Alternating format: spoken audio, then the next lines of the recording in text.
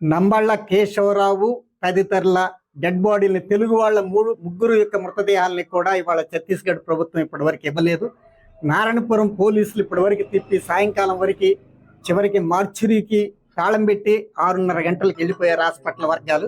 ఇది అన్యాయమైంది. వాళ్ళ సోదరుడు స్వయంగా వెళ్ళాడు, హైకోర్టు ఆర్డర్ కూడా తీసుకొని వెళ్ళారు. నిన్న శనివారం హైకోర్టు ఎదురుగా వచ్చినటువంటి ఛత్తీస్గఢ్ ప్రభుత్వ ప్రతినిధి ఏ ఆంక్షలు పెట్టలేదు. వాళ్ళు రమ్మనండి బంధువుల్ని, మేము సాధారణంగా అందిస్తామని చెప్పిన వాళ్ళు ఇవాళ ఇవ్వలేదు. వాళ్ళు ఆంధ్రప్రదేశ్ ప్రభుత్వం మా పైన ఒత్తిడి వస్తుంది కనుక మేము పంపటం లేదని చెప్తున్నారు. దానికి సంకేతాలుగా అంబులెన్స్ ఓనర్ల మీద, అంబులెన్స్ డ్రైవర్ల మీద శ్రీకాకుళం ఎస్పీ ఆఫీస్ నుంచి, నాట్ ఎస్పీ ఆఫీస్ నుంచి కూడా ఒత్తిళ్లు వస్తున్నాయి. ఇవి మాకు కూడా రెండు ప్రభుత్వాలు, ఛత్తీస్గఢ్ ఆంధ్రప్రదేశ్ ప్రభుత్వం మీద ఒక లోపాయకారి ఒప్పందంతో డెడ్ బాడీని ఇవ్వకూడదనే ఒక అభిప్రాయానికి వచ్చినట్టుగా అనిపిస్తుంది. అంటే హైకోర్టు ఉత్తర్వుని సైతం కూడా ధిక్కరించిన ఈ పరిస్థితి చాలా అన్యాయమైంది. గతంలో మావోయిస్టు పార్టీ అగ్రనేతలు, సెంట్రల్ కమిటీ సభ్యులు అనేక మంది మరణించినప్పుడు కూడా డెడ్ బాడీలు ఇచ్చారు. ఇవాళ ఆ డెడ్ బాడీలు ఇవ్వకుండా చేసే మనిషికి ఏ ఊళ్ళో పుట్టాడో ఆ ఊళ్ళో తన అంత్యక్రియలు జరుపుకునే అవకాశం కూడా శవానికి చేయడం అనేది, ఒకవైపున మావోయిస్టులను నిర్మూలించాం, ఇక వాళ్ళ పని అయిపోయిందని చెప్పి అమిత్ షా, మోడీలు చెప్పుకుంటూ, రెండో వైపున డెడ్ బాడీ మీద ఎంత కక్ష కట్టారంటే ఎవరు ఓడిపోయారు ఎవరు గెలిచారు ఇప్పుడు అనుమానంగా ఉంది. వాళ్ళని మేము చంపేశాం, ఇక వాళ్ళు ఓడిపోయారు మేము గెలిచాం అన్నాళ్ళు. మరి శవం మీద ఎందుకు? ప్రాణం లేని శవం మీద, శవం ఏముంది అక్కడ, కాల్చివేసేదే కదా.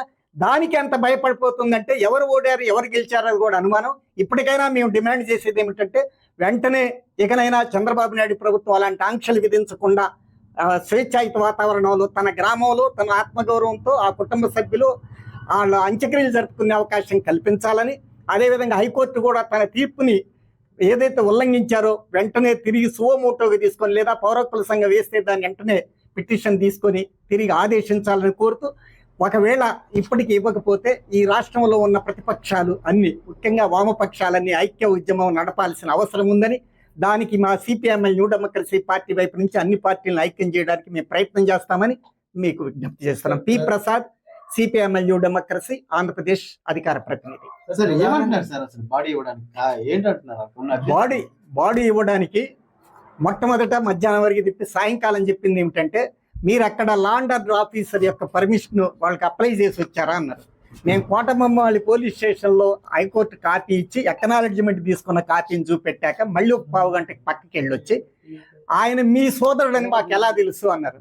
పేపర్లన్నీ రాసని ఇంగ్లీష్ పేపర్లు పట్టుకెళ్ళి అవి కూడా చూపెట్టారు.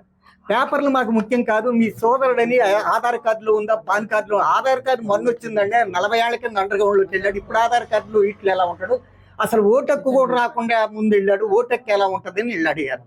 మరి మా అధికారులు ఒప్పుకోవట్లేదు, ఆధారాలు చూపెట్టాలంటున్నారు. ఇవన్నీ కూడా కుంటి సాకులని మేము అభిప్రాయపడతాం. తెలుగు రాష్ట్రాల్లో ఉన్న బాడీస్ లేదా మిగతా అన్ని కూడా ఇచ్చేసినారా ఏంటి సార్?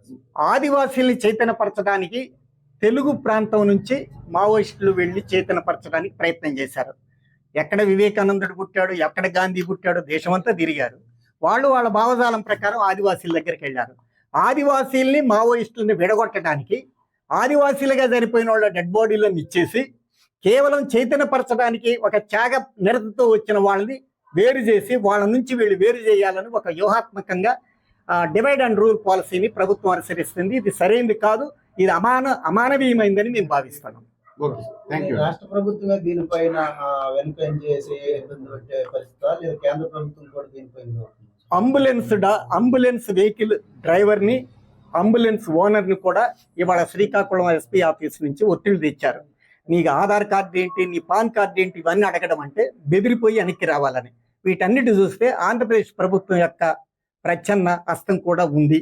బాడీ ఇక్కడికి రాకుండా ఉండాలని మేము శ్రీకాకుళం జిల్లా ప్రజలకు విజ్ఞప్తి చేస్తున్నాం. మీకు పెద్ద చరిత్ర ఉంది, ఘనమైన చరిత్ర ఉంది. మీ జిల్లాలో ఉన్న మీ పౌరుడు ఒక విప్లవోద్యమానికి వెళ్ళాడు.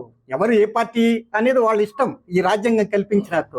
కానీ ఆ వ్యక్తి యొక్క లాంఛనంగా, ఆ వ్యక్తి యొక్క అంచెరికలు జరపకుండా చేసే ఈ విధానాన్ని పార్టీలకు అతీతంగా, అది టీడీపీయా, వైకాపా, ఏ పార్టీ అనే సంబంధం లేకుండా శ్రీకాకుళం జిల్లా ప్రజలందరూ కూడా ఒక ఆత్మగౌరవ చైతన్యంతో దీన్ని ఖండించాలని కూడా మేము విజ్ఞప్తి చేస్తాం.